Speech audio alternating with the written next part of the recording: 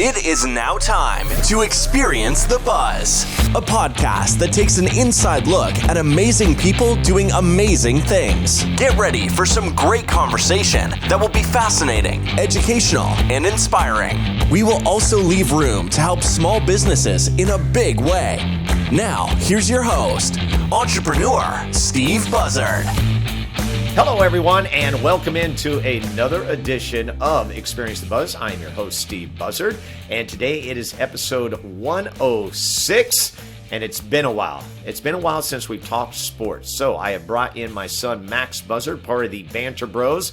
We tried to get Toph, but family calling, so Toph's doing those duties, but I have got a great conversation for you with Max as we are going to hit it all. We're going to hit Sacramento Kings, we're going to hit World Cup, we're going to hit baseball. We're going to hit football on all levels, NFL, college, as well as Sac State. We got to give Sac State some love. They're doing some great things. But we'll get to more of that in a second. But right now, it is time for What's the Buzz? So I have just got to tell you, listen, we have three parts of Experience the Buzz. Experience the Buzz, the foundation is the interview, right? The interview with people that we've done for 106 episodes, okay?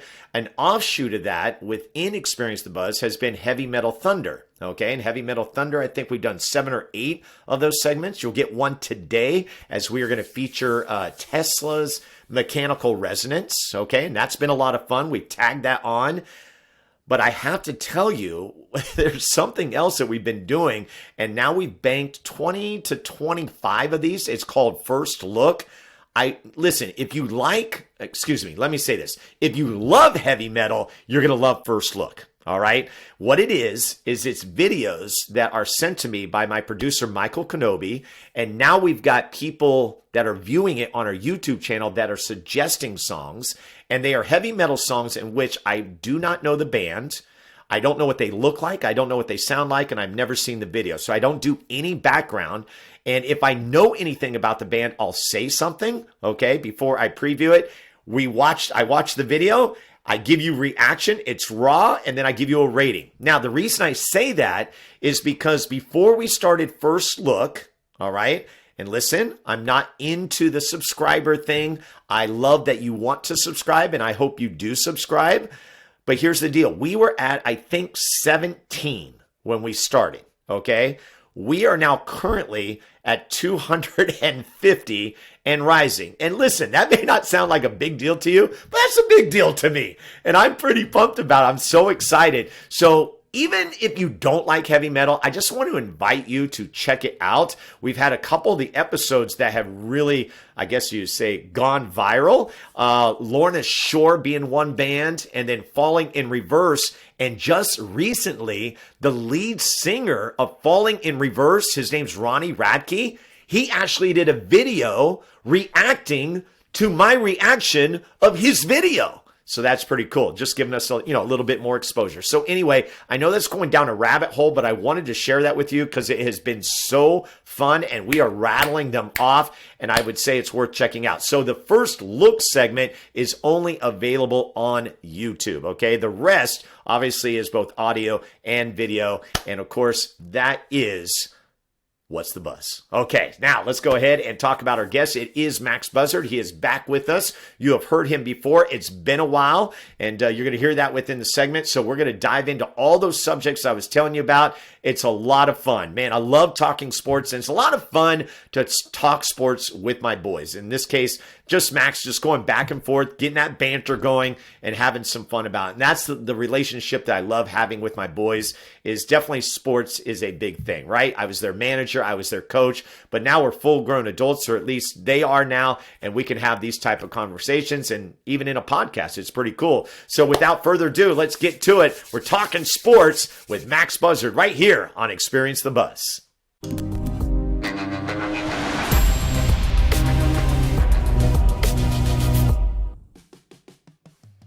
All right, and welcome in, everyone. We are so glad you have decided to join us. I am very excited to bring you one half of the Banter Bros. It's my son, Max Buzzard. Max, how you doing, buddy? Doing good, yeah. Excellent. And I know some time has passed since we've gotten together, but I think it's a good thing because we have so much to talk about. Yeah. Well, let's get updated first, okay? First of all, the other half of the Banter Bros, Toph Buzzard, family calls. Yeah. Couldn't make it tonight for, this version of the segment that we're going to do, but that's all good. Getting ready for Christmas. Yeah. Yeah, he's just chilling. Yeah, no big deal. Chilling with P and Bailey. All right, and then how about an update on the boys? The boys within the text. Little Nick. Yeah. Give me some Nick Hilton and Kirk Langley update. Yeah, well, Kirk Langley's doing great. Gotten to get together with him a little bit. His birthday a couple weeks ago, So we're out there in the real world hanging out. It's nice. Adulting. Yeah, and we just went through a tough USC loss, but we'll talk about that. Got to watch the first half together, and I think it kind of eased our pain a little bit. But Nick Hilton, he's out there in Chadron, Nebraska, coaching a Division II, I believe it is, Chadron State. The Eagles, they started out 0-3. They had a couple close losses. One in overtime, one regulation that came down to the last minute. And then now they're on a 5-game win streak. So Nick Hilton is feeling good right now, even though he told us they are not playing up to their potential. But that's what a coach always says. Yeah, that's right? all exactly. That's what we said. But that's a good sign for sure. And I think Toph was able to actually watch and keep track on stream, and he was letting me and Kirk know about the game. And he said the Eagles looks pretty good, so they're flying high right now. All right, so that's the update. And by the way, if you're looking at this on video, I am not taller than Max, just so you know. It's just kind of a deception thing. It's a chair. There we go. It's kind of like that, right? But like I said, we have so much to talk about and catch up. So I'm just going to throw the bullet points out there. We mentioned USC because that actually is a big deal in our family, and we really haven't discussed that because it's been a long time since they've had a great team, and this year it happened, but it fell short against Utah. We'll talk about that. Sacramento Kings, wow. We're very excited about that. Las Vegas Raiders, another team we love. The Oakland A's in baseball. There was a World Series that was won by the Houston Astros, and now you got the winter meetings, which are a lot of fun in baseball. So I want to kick it off with the Kings. Because really, I think that's the exciting thing. They currently sit, as we are recording this, at 13-9, the number 5 seed in the West. And I know it's cautious optimism, but I almost feel like we're past that now. Throw it out the window. Yeah. We're Kings fans. It's been 16 years. It's the most well-documented thing. It's attached to this city. We haven't had anything since Kevin Martin, and some people probably don't even know who the hell Kevin Martin is. But he was an incredible player that got us to the playoffs, and that was even after Bibby, and it's just crazy to think about. Yeah. But we cannot hold anything back. Once we got to 500 and then got above it, we have every single right to be as giddy as possible, as optimistic as possible, and to get absolutely pissed off whenever we lose now. It's it's a great thing to be able to have now. I can't believe it. Light the beam. Light the beam. And that in itself, what a great idea. I have to admit, I've actually been looking to get Martina Colocatronis on the program. I am working hard because I heard that she may be the person or one of the people behind the idea. And I know it's simple, but it's brilliant. And it really, it's really brought the city together. I remember when we went to the game, that was our excitement. Of course, the Kings win where they dropped a 151 in their game. And then we go outside and we see the beam. There's something to it, and people are absolutely loving it. Yeah, I think, you can look at it as cheesy or whatever. No. But I don't think so at all because, like I said, the city of Sacramento, something that we have always done is rallied behind the Kings, no matter what. Even in this drought, you can look to other sports like baseball where the Seattle Mariners just ended their drought this year, and I'm sure the people of Seattle can tell you how incredible it was, but I think there's a difference. They weren't packing out the house for the last 15 years while they were on their drought. The Kings, Arco, every single year at Golden One Center, it's been packed house. We have the best fans. Remember, we were the sixth man. That was a huge thing at Arco. It's just so great for the city of Sacramento. And I work at a school, and even the kids at that school are telling me about the beam. And I'm like, this is amazing. I'm almost 25 years old, and I have a 5-year-old telling me how cool it was that they got to see the beam. You know, it's bringing everybody together. It's so awesome. So let's give you a little backdrop, because as Kings fans, you know, yeah, it's been a long time. It's been 16 years. Little background on me. I actually worked for the Kings during those times when it was great. In 1999, I was the public address announcer, and that was the strike-shortened season that was led by Jason Williams at point guard. You had a Weber, a Divac, and then the team built. Obviously, we know what happened against the Lakers, but those times at Arco Arena were like no other. And we feel like this year it is definitely hitting different than what we've been used to. I don't think there's going to be a drop-off, and let's go ahead and get into the nuts and bolts. I mean, let's start with the coach, Mike Brown. It's interesting to think that they started, 0-4, 0-5, and we're like, oh, no, but that quickly turned around. Yeah, I mean, look, I'm not going to sugarcoat it. When I heard that he got hired, I was just like, oh, man, another Warriors assistant coach. Okay, that's easy to pick. It's like, you think about Bill Belichick, right? The Raiders chose Josh McDaniels, a guy, and we'll get into the Raiders too. Yes, because we will. It's like the most insane roller coaster of emotions for that team. But with the Kings, I was like, oh, I don't know. You know, but I did listen to his interviews, and it felt different. It's like, I think that's easy to say once again, like, oh, Max, what do you know? But seriously, I don't know, Dad. I think maybe you share the same sentiment. Mike Brown just seems like he gets it. I think he knows the importance, and I think what we've missed on coaches in the past is that they have just tried to come in and like make the players feel good, like, oh, we can do this.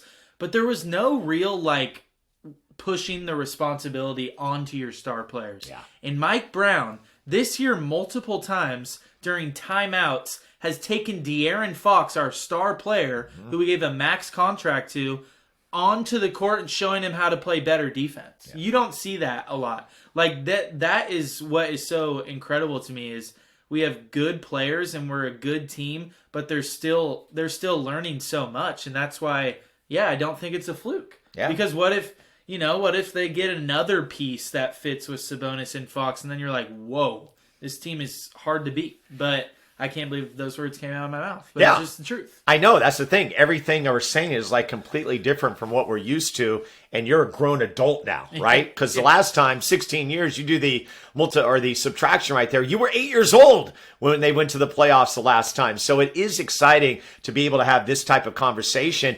And, breaking it down, you look at the season where they started. They had the Ofer, and we're like, oh, my goodness. And even within those games, they were actually close. I think there was 1 or 2 blowouts where you're like, okay, not too good. But what we found with this team, very resilient, and they can score. It's very exciting. It's kind of like that last year of Dave Yeager, that kind of team. But now they're playing defense when defense needs to be played, because even on that big road trip, 2 of those losses could have went the Kings' way. Then you throw in a 7-game win streak. They lose 3 in a row, but then come back strong and blow out 2 teams, including a road win against the Clippers. Yeah. I'm like you. I can't believe I'm saying this. Yeah, it's crazy to think about. But I think that's a very important thing to point out.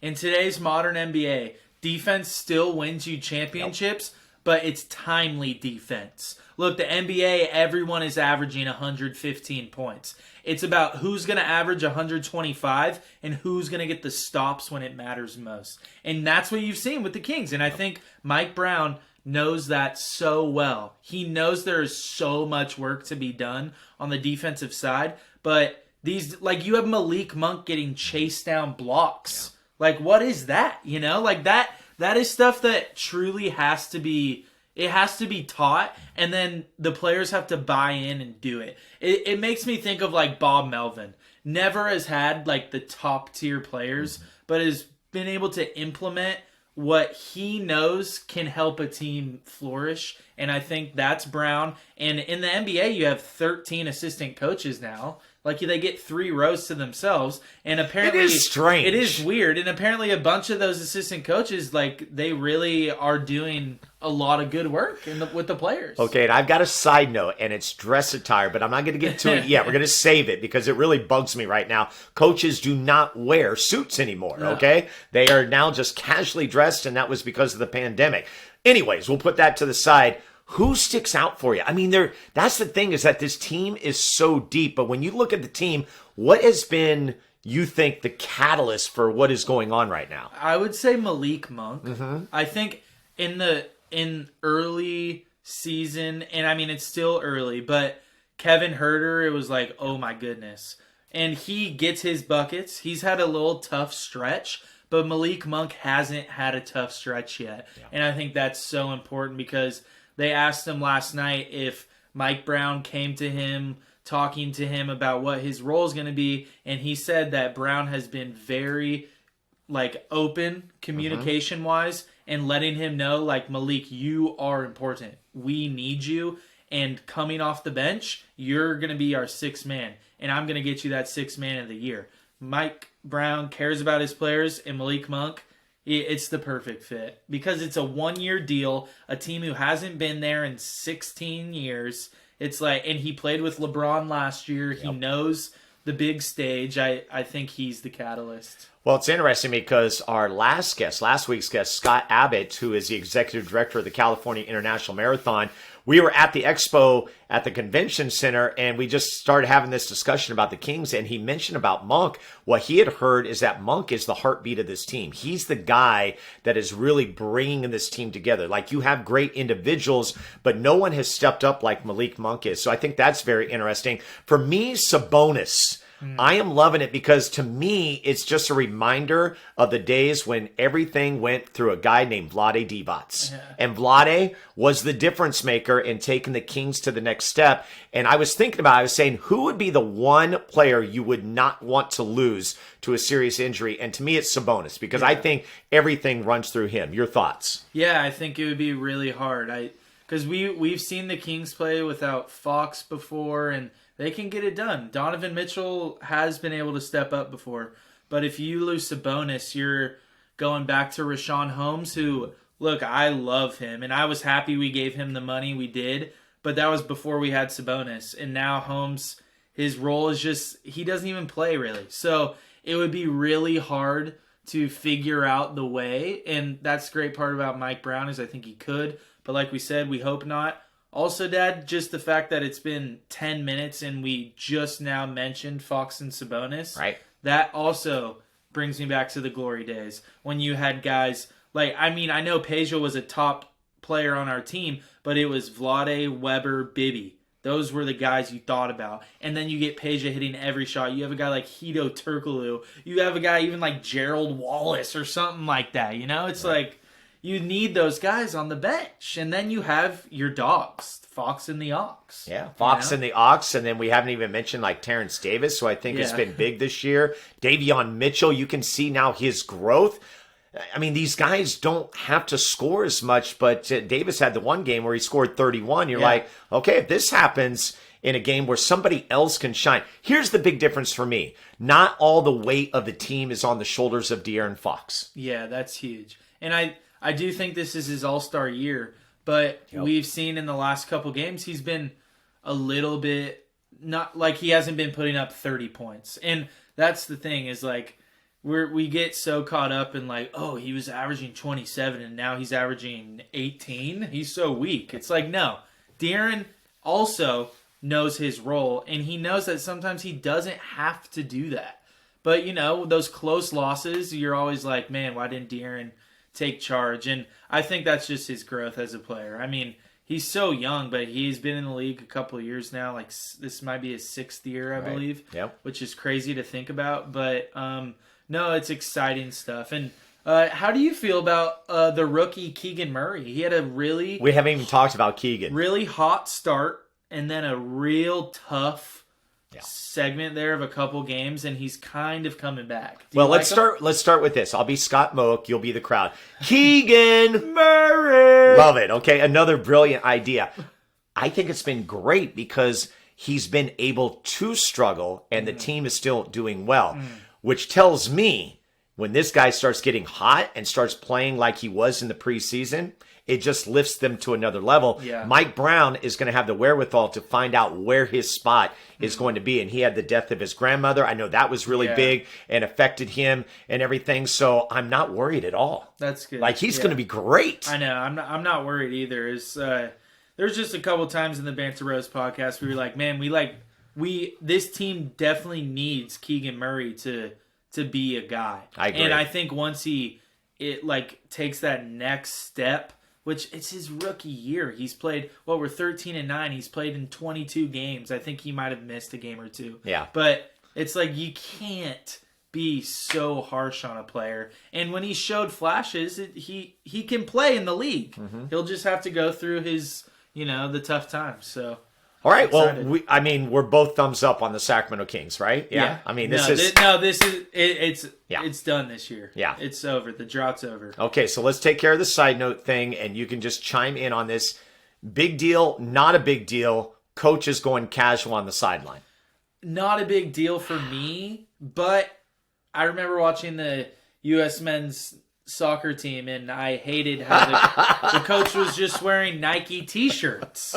Weird stuff. And then we lose to the Netherlands, and their coach is all dappered up. Yep. So it's like, come on. You got to... I mean, you're at the World Cup. Maybe you should think You know what? We'll just call this a little bonus. Your thoughts on the World Cup. They got through to the next round. Yeah. Lost to the Netherlands. Your overall take? Look, I'm not a big soccer guy. I'm not going to claim I am. But I talked to a couple friends that are, and the overwhelming response was that it's exciting and that the U.S. is going in the right direction. We had, I think, the second youngest team of all of the countries that qualified for the World Cup, and the fact we made it to the knockout round is a pretty good start.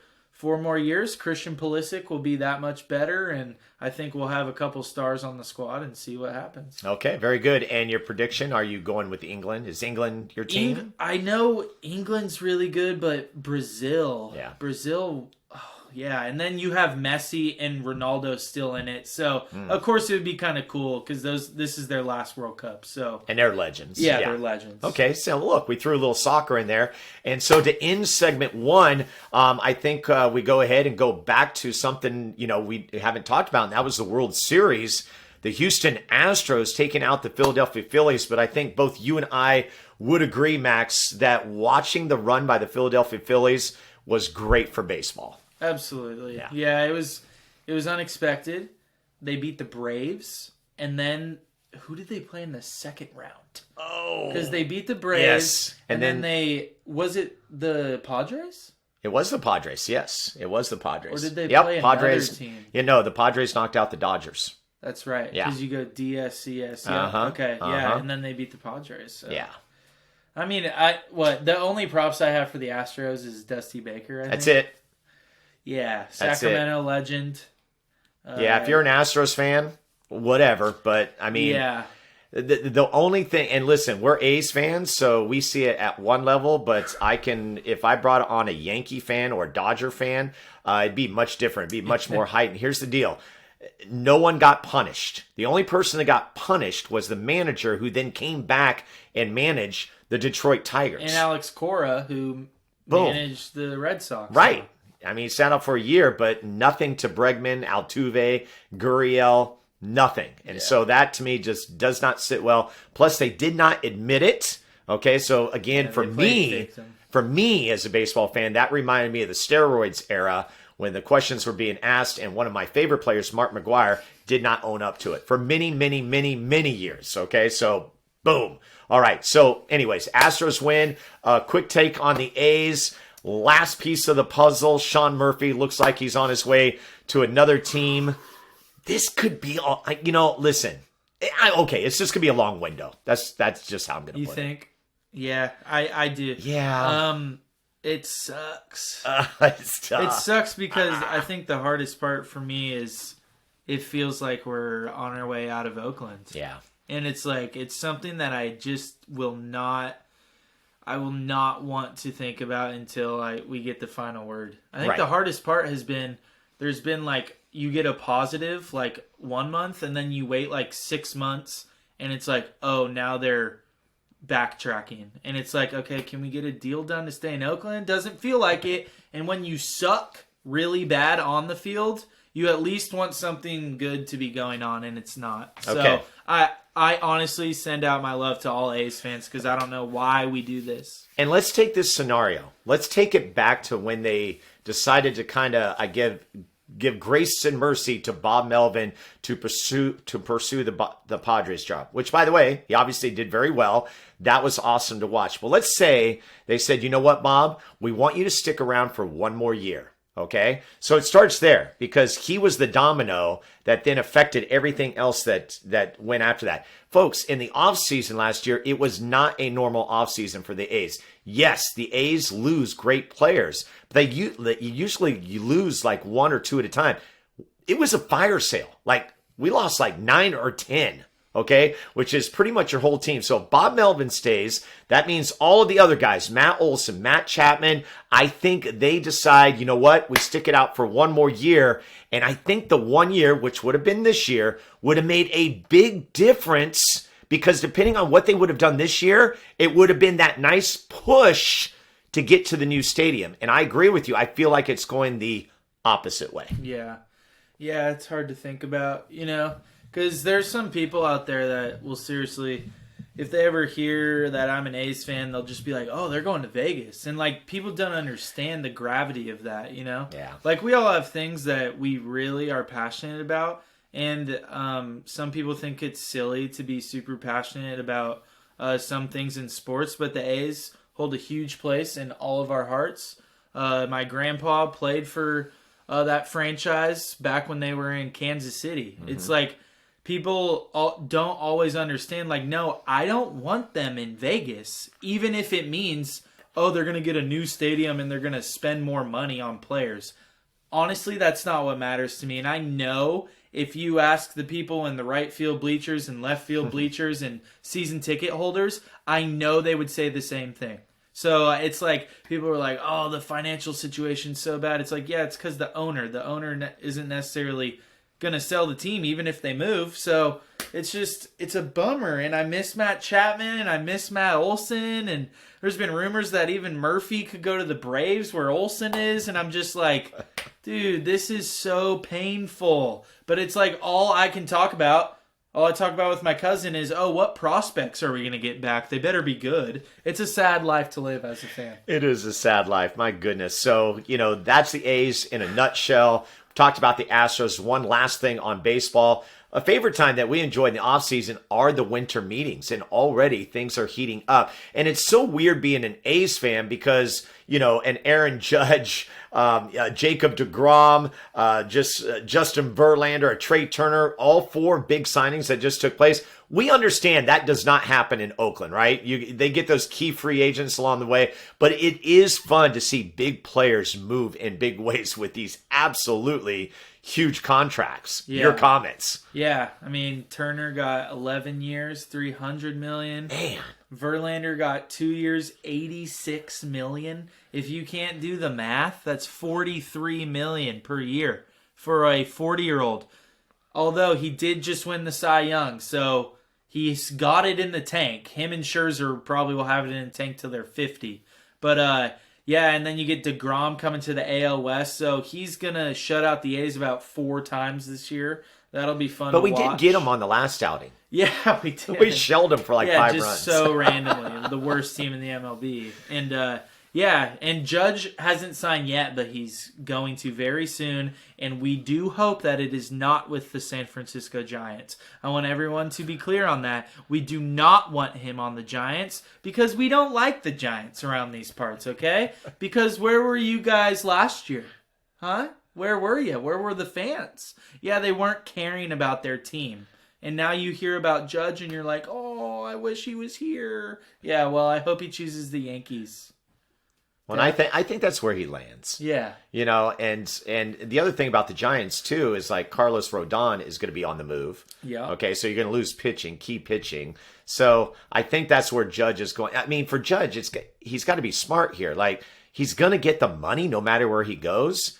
I would think he's the guy that's saying, I want a title, Yeah, right? he's right? 30 years old. He's Yep. almost, I think he's 31 now. So he's like, his stardom came in his late 20s, early 30s, which is not very common. So he's already on the back end of 30, which in baseball, that means that you're not going to get it. I mean, he's going to get a huge contract. Right. But yeah, you're right, Dad. I think I've heard the Boston Red Sox. I've heard the Mets. I've heard Yankees. Like, there's teams that are calling that aren't necessarily always in the running, but when you have a guy like Aaron Judge who if just hit he 62, went to the Red could Sox, you imagine? Chris Meyer might lose his cap. Chris, I love you, man. I hope that doesn't happen for you. I am rooting for the Red Sox. That would be incredible. That's only happened like a couple of times where you've had players. Well, that like have Johnny Damon. Yes, Johnny Damon being he one. went from Red Sox to Yankees, Yes. right? Yep. Yeah. Absolutely. A's, Red Sox, Yankees. Oh my goodness. Wow, that would be crazy.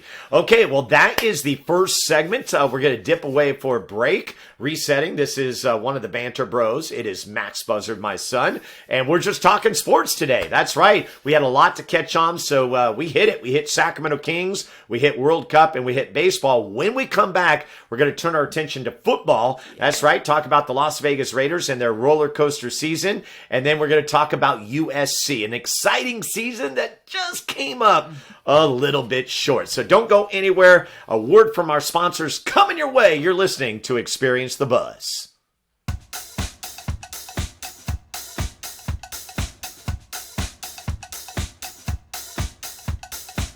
All right, I hope you enjoyed that first segment there with Max Buzzard talking a little basketball, World Cup, and baseball. I want to thank our 4 sponsors. Very grateful to the 4 that have been with me on this program. That's right. They believe and I believe in them. Want to start off with Pit Boss Jerky.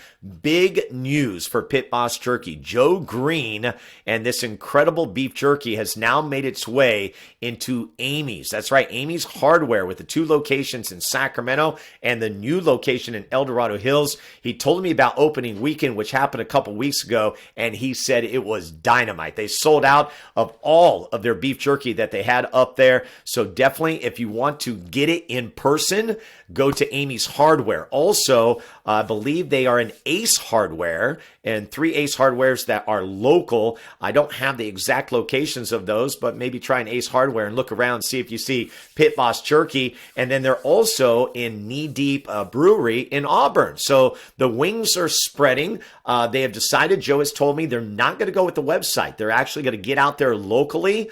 They've been doing very well, keeping it small within the community. So it's available for you. And the other way that you can get your hands on Pit Boss Jerky would be to go to the order board, which is the direct line to Joe Green at 916-769-6807. They have 12 incredible flavors. They have actually discontinued White Bull's Barbecue because apparently the barbecue company moved out of state.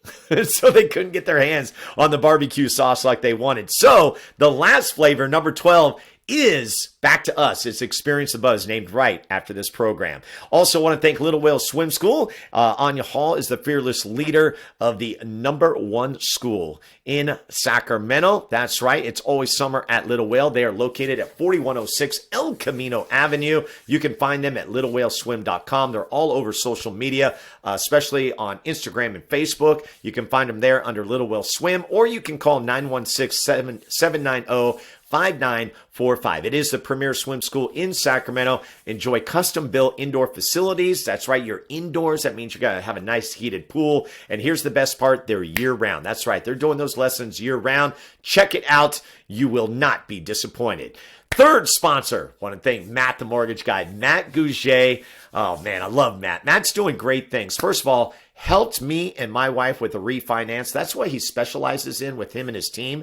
And not only are they helping people in Sacramento, they are now partnered with a group called U Mortgage, which now allows Matt and his team to help anybody in the United States of America, which I think is absolutely cool. Matt growing in a big way. He's got a YouTube channel, okay, in which he just basically educates on all these subjects: refinance, loans, buying a house, selling a house, you name it. And he does a live show every every Monday at 6 p.m. You definitely want to check that out. And I should tell you the website to find out more about Matt Gouget and his team. That's mtmg.com, or you can call 916-802-9291. And I should mention he also has a podcast, which is called Get Better Every Day. And of course, he's doing a great job with that as well. And finally, want to thank R5 Stitch and Print, led by Troy Rousey. Their website, r5print.com. You can call him at 916-454-3773. He's helped me out with a lot of stuff when it comes to screen printing and embroidery. He is well priced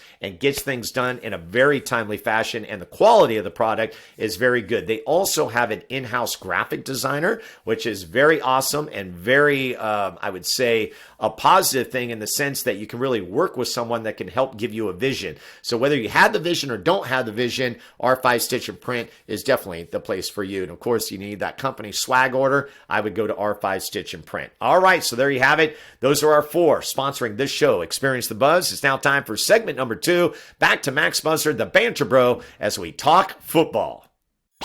Like what you hear so far?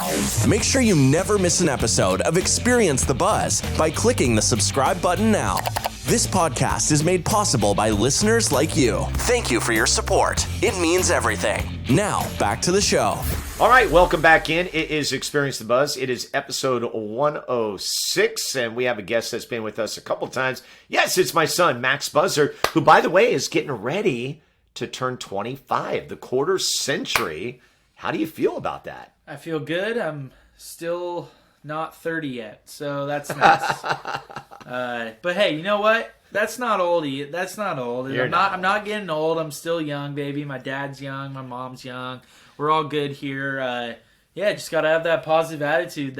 That tick on the age is not. It's not a bad thing. It's a good thing. Just gonna have another great year. Learn some more stuff in life and carry on. I love it. Okay, yeah. Carry on. There we go. Yeah. Okay, so we wanted to start segment 2 by talking football, and we're going to kick things off with the Las Vegas Raiders. Safe to say it's been a crazy season, but here we sit, and they actually have a shot to still make the playoffs, so you never would have guessed that, but the tides have definitely turned in the last week or two.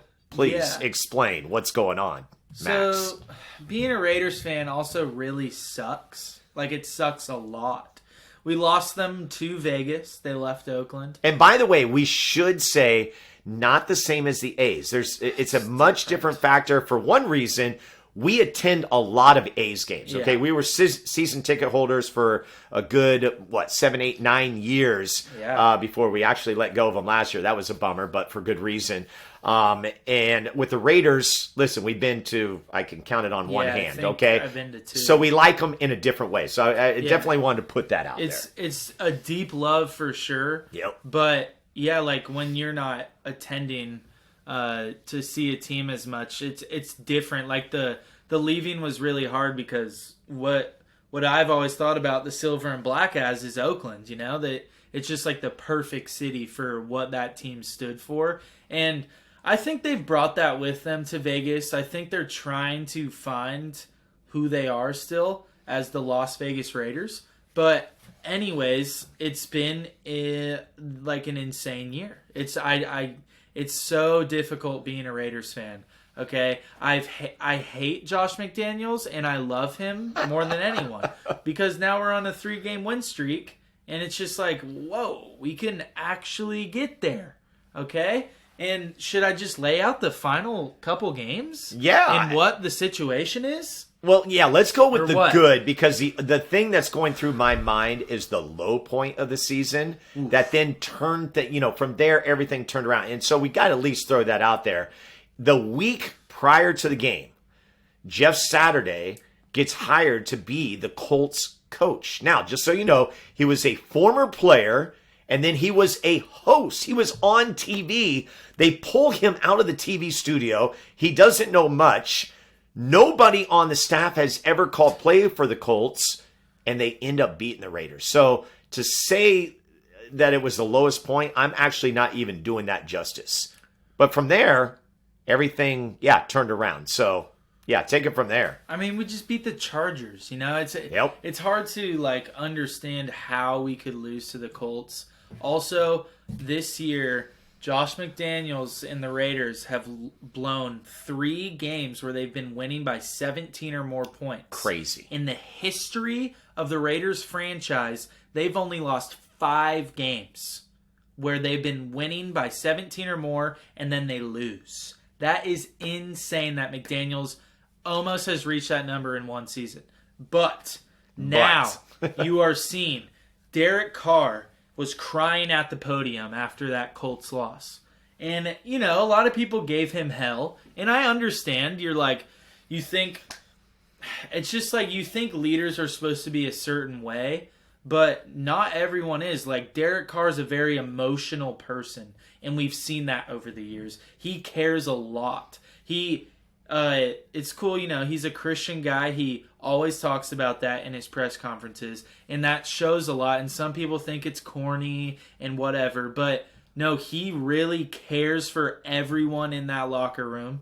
It's unbelievable. You saw his friendship with Khalil Mack, and then when he got traded, it was hard for him. He has his best friend now in Devontae Adams, who, by the way, has about 1,200 yards and 12 touchdowns, and people thought that he would take a step back without Aaron Rodgers. No. He's so good. Derek is a good quarterback, and they've won 3 in a row. 3 in a row is a huge thing in the NFL. That's hard to do. Yeah. And if you can continue that, you play the Rams on Thursday Night Football with their third-string quarterback. And they don't have any skill players anymore. It's crazy. Cooper Kupp is gone. The Raiders have a chance to get back to 6-7 where they're actually in the hunt. How do you feel, Dad, about the silver and black? Well, I think you ran down the schedule for me, and they're all winnable games for these last couple of weeks, and then they have that finale against the Chiefs. Which could then determine them getting into the playoffs. And what they do, they lost to the Chiefs by 1 point earlier this year. Right. Where we were up by 17, and then we blew it. I mean, I knew the Chiefs were going to come back, but I was hoping the Raiders could, you know, hold them off, but they didn't. But, of course, it could come down to the Kansas City Chiefs. It's crazy. Yeah, think about it. So if they win 3 more, that would then be a 6-game win streak, carrying that momentum into the Kansas City game. And let's realize, depending on where Kansas City is at, not that they would lay back, but they might be in a position where they've got things secure. You know what I mean? As far as like home field advantage. So there's a lot of scenarios that could play out here. So, you know, as far as them making the playoffs, we feel pretty good about it. You know, would one more win feel even better? Yeah, it would have been nice to get one of those wins that were losses, but you can't look in the past. They have a 3-game win streak. You got to deal with what you have, and I think they're doing a good job. And so it's fun to watch, and we'll see how that plays out. Now, the rest of the NFL, you know, what surprises, you know, have kind of knocked you over the head a little bit this season? Anything stick out for you? Probably, I would say the Dolphins are a really good story. You know, it was frightening what happened to Tua earlier in the season, and he's come back, and all he's shown is that he's a really good quarterback. They had a really tough week against the Niners, but Niners are 8-4 now, and they're a really good team. That sucks to say, but the Raiders will get to play them, and they will not have Jimmy Garoppolo. So that game could be insane. It's in Las Vegas, and the Raiders are going to need to win every game, basically, from here on out.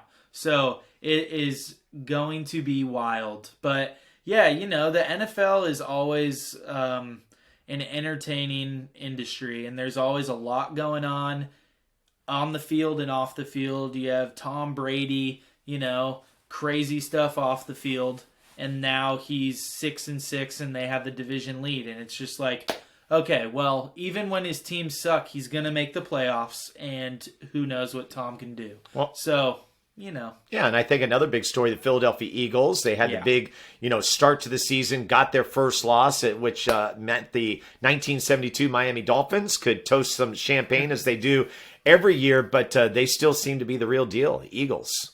Yeah, absolutely. I mean, Jalen Hurts is quite a story there.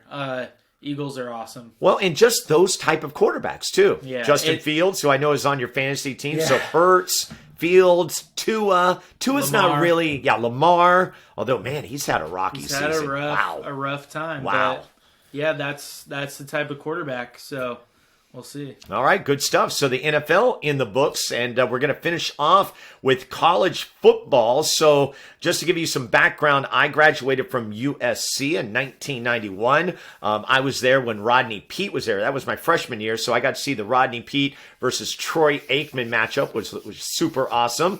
USC went to a couple of Rose Bowls, but my favorite teams were the ones that were quarterback by, are you ready for this? Todd Marinovich. You maybe remember that name. And one of the classic games that I got to call on the student radio station was Marinovich playing against Tommy Maddox at UCLA, and touchdown in the last moments. I think the final minute to Johnny Morton, corner of the end zone.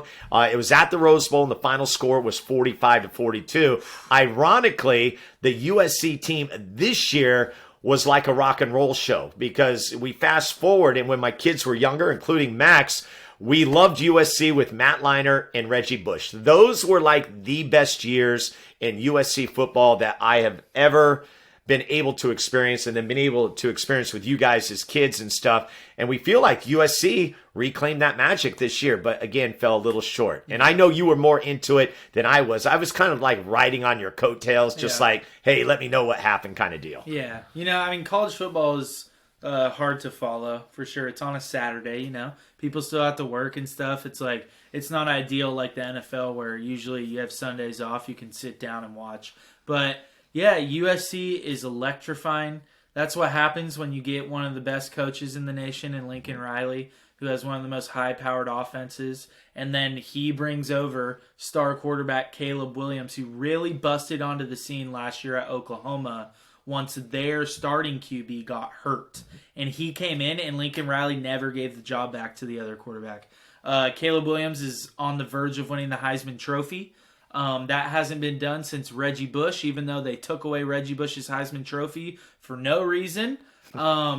Even, you know, and now players can make money, but of course, because they couldn't at that time, Reggie Bush has gotten his Heisman stripped away. But I love it. It does make me think of those times when we were younger, and, you know, just like the Kings, I got my heart broken a bunch by USC with the Texas game and whatnot, but USC did get those titles. They got one.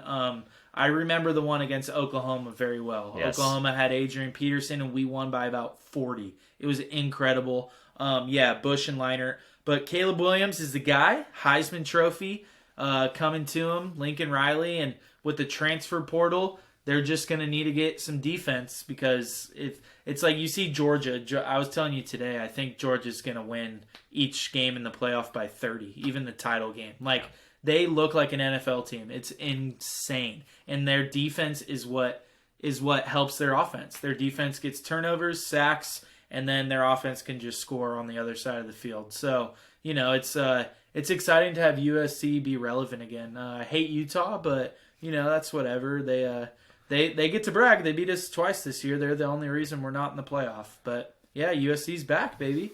And only for the second year in Nick Saban's career, no Alabama in the playoff. That's really strange. Yeah, they were people thought for a second maybe when TCU lost, but even me, I was like, oh, Alabama's going to get it, SEC bias. But luckily they rewarded TCU for the great season they had. Their quarterback is a Heisman finalist too, Max Duggan. But no Bama. No Bama. No Bama. It's all right, Craig. Hey, we got to finish out this way. Sac State. I mean, listen, I know we don't. Yeah, you got to tell me. I know they had an insane year. Okay, so here's the deal. They're still undefeated. They're in the playoffs, and I think they're in the semifinal coming up this weekend, but they are undefeated. And here's what I love most about this. Now, I did UC Davis football for 14 years, and Davis pretty much dominated Sac State. I think in my tenure there, we may have lost once or twice, but the tide has changed. Oh, wow. Sac State this year, under the direction of Troy Taylor and then Chris Richardson and all those guys from Folsom High School. That's So wild. they really have made it local, and they've done exactly what needed to be done at Sac State. Very similar to what Brian Katz did with the basketball program, was being able to get people in Sacramento to stay in Sacramento and play for the Hornets. And now they're a couple of steps away from winning a national championship, which, by the way, I hope it happens. Yeah, I mean, that's great. Stingers up. Why not? Let's go. I'll go Stingers up. We don't have the allegiance anymore. I remember despising Sac State, which was so funny. I was like 7 years old, but I mean, me and my brother and my cousin Zach, we were, hanging out with the UC Davis football team, and we were their best friends, so we couldn't like Sac State.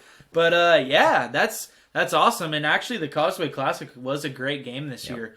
Davis gave them a good run for their money, but yeah, Sac State, man, that's wild. Yeah. Can we Good go for them. Stingers up? Yeah, Stingers up. Stingers up. There you go. Maybe I'll graduate from there someday. I haven't finished college, so Get to the finish line as a Hornet. I like it. All right, Max, any final thoughts before we close the chapter on what has been a great episode? I mean, we talked about everything today. yeah. No, that was great. There's so much more that can be talked about too, which is awesome about the world of sports. But yeah, I miss other Banter Bro Toph, but next time we'll be on together. And go Kings. Seriously, everybody. This is a Sacramento podcast. My dad has done a great job interviewing so many awesome people in Sacramento. The Kings are a true backbone to this city. Like, it's, when I went off to college and people were like, oh, you're a Kings fan, huh? I'm like, it's painful, but no, it means a lot to me. It's like, it's amazing. So please, go to a game if you haven't. It's so much fun. The Golden One Center is awesome. Go watch the Kings. Go support them, because this is the year we're breaking that awful drought. So yeah, go Kings. All right, there you go. It's Max Buzzard, part of the Banter Bros. And of course, we do this kind of segment every couple, episodes and just catch up. Today was a good catch up time. So we are going to take a break, hear from our sponsors once again. And when we come back, we do have a Heavy Metal Thunder segment for you. Today, we are going to look at the 1986 debut of Sacramento's own Tesla. It was called Mechanical Resonance. Do you know any songs off that album? Probably not, huh? No, but I've heard of that band Tesla before. Okay. I want to say I was somewhere at some point, maybe like Cal Expo, and they were playing.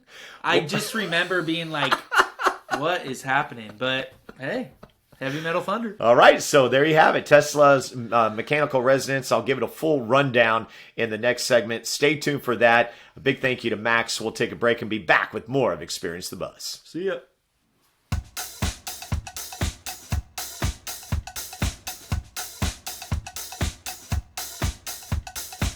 Hope you enjoyed that conversation with Max Buzzard, Banter Bro. And man, we got to talk about a lot. That is good. I liked catching up with Max there, and I always love talking sports. It's one of my first loves, something I wanted to do as a broadcaster and stuff, so it's good to do it in the podcast form.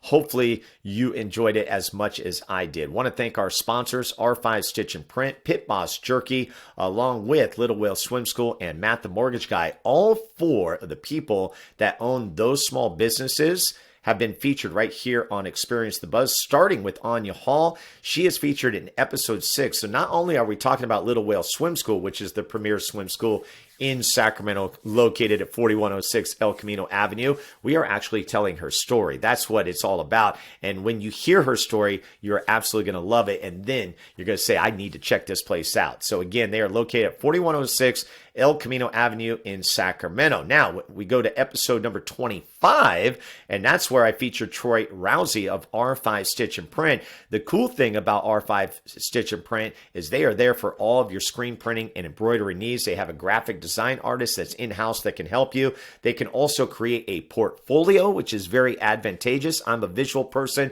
so I absolutely love that. So you can find them at r5print.com or call them at 916-454-3773. The interesting piece of the story on Troy Rousey is that he actually, right next door to R5 Stitch and Print, he owns a motorcycle apparel shop. Okay, so he's got the motorcycle life that's also a part of his life, and he's a big part of that annual convention or get together in Sturgis, South Dakota. And so we talk about that. So you want to check that out. Again, that's episode 25. Then you go to episode 26, and we get Joe Green, who is the owner of Pit Boss Jerky. This guy is like the mad scientist of beef jerky, best beef jerky I've ever had. And basically, our agreement for sponsorship is, check this out. I get beef jerky for life. As long as he's a sponsor on the show, beef jerky is coming to the Buzzard household. And when he gives me the big bag, it's usually gone in minutes. I mean, in minutes, because I devour that stuff. It is so good. There are 12 amazing flavors, and I'll let you know how you can get your hands on it in just a moment. But let me tell you the flavors. There's pepper garlic, Pit Boss Original, Sweet Summer, Honey Gold, Sweet and Smoky, and Little Heat. Those are the 6 original flavors.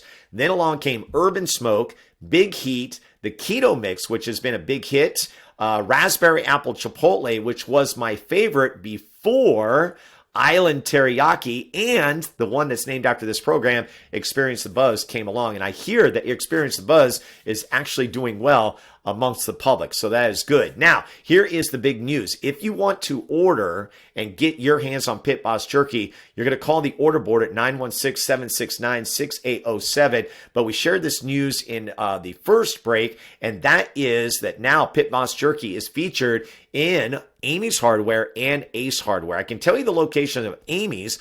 There's 2 in Sacramento on El Camino Avenue, and then the newest location in El Dorado Hills, and they are also featured in Knee Deep in Auburn. And finally, in episode number 28, we featured Matt Gouget, who is Matt the Mortgage Guy, and his group, they specialize in refinancing loans, buying a house, selling a house.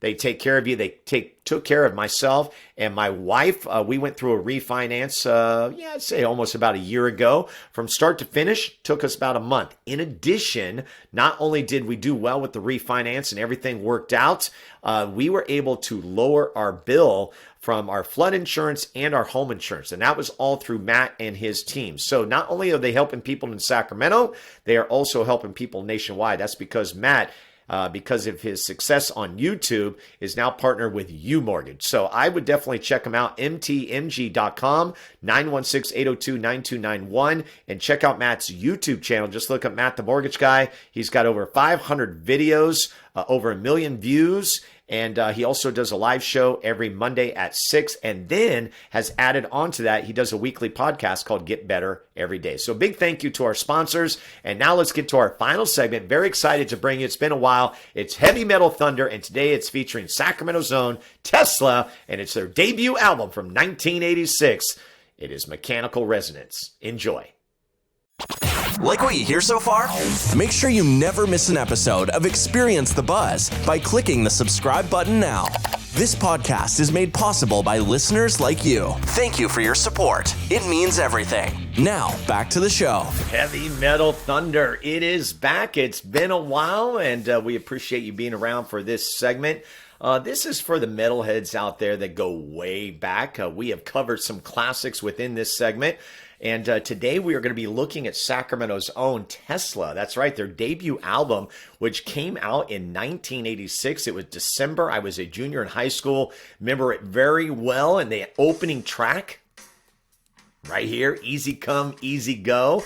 I'll let it kind of lead in, because the beautiful thing is that this band, not only from Sacramento, they had the dual guitars, great sounds, but to me it really was the vocals of Jeff Keith that brought it all together. And so we're just going to kind of give you a taste, because you talk about a great debut album. There was no doubt that I was loving this one. And I don't know if it was because of where the place I was in. And of course, you had the Sacramento affiliation. Yeah, I guess that's all part of it. But 12 songs, 53 minutes, 39 seconds. And it did rise to number 32 on the charts. That was in April 1987, so the end of my junior year. What was great about Tesla is that you had the hair metal bands, but they were just like the regular Joes, right? They were the jeans and t-shirt. They didn't do any of the glam. And here we go. We got to get a little taste of Jeff Keith, right? Comes in. You're like, oh, man, okay, I like this sound. And it's good. It's real good. But the cool thing is when it revs up. Well, anyways, let's get back to it. The original name of the band was actually City Kid, and they would play at places, especially the Oasis Ballroom. Here it comes! mean, come on, right? Oh my gosh. So good, so good. Okay, I'll fade it out. And we're going to give you the nuts and bolts and then, of course, give you some other taste of this great debut album. Again, Jeff Keith, lead singer, and then guitarist Frank Hannon, bassist Brian Wheat, Troy Laketta. They kind of remind you of bands like, a Night Ranger, Striper. Do you guys remember Striper? Little Danger, Danger, Damn Yankees. They even went on tour with David Lee Roth. In fact, before David Lee Roth, there were a couple bands that were within this genre that were very impressed with them, and especially a Great White lead singer, Jack Russell, who started kind of spreading the word. And as the band was trying to figure out who was going to be their producer, I know Jack Russell was a big part of that. And then when they got their producers and then put out Mechanical Resonance, they were quickly asked by, drum roll please, that's not a really good drum, but Def Leppard, that's right. In fact, Tesla went out on their very popular Hysteria tour, right? Def Leppard was huge in the 80s, and so to be the opening band for someone like Def Leppard, that was really going to get your name out there, and that truly changed everything. So let's break down what is going on with this great album. There are really some great songs. I have my top 3, but as I was listening to this, it's outside of the 10 songs that I like to see on an album, but from top to bottom, this is pretty solid. You get that Easy Come, Easy Go, which is the introduction, but then you follow up with this. A little Coming At You Live. Just listen to this. You're like, what's going on here? And I remember hearing this for the very first time, like, wow. Okay, and then you get the little guitar going. Oh, yeah. Very good. Very good. Number 2 track. Oh, man, it revs up. It revs up really good. I bring it in right here. Drums coming. Not yet. Wait, guitar. Back to the guitar. All right, so good change on the name, right? City Kid to Tesla, named after the 20th century genius Nikola Tesla. I think he was a scientist of some sort. All right, so you're feeling this open. It's still going. We're almost a minute in, but then the drums hit. And then it's all over. Right there. Yes! So to me, this was like going to launch it, right? Like Easy Come, Easy Go is a great opening track, but then you get Coming At You Live. And here we go. Jeff Keith once again. That drums, boom.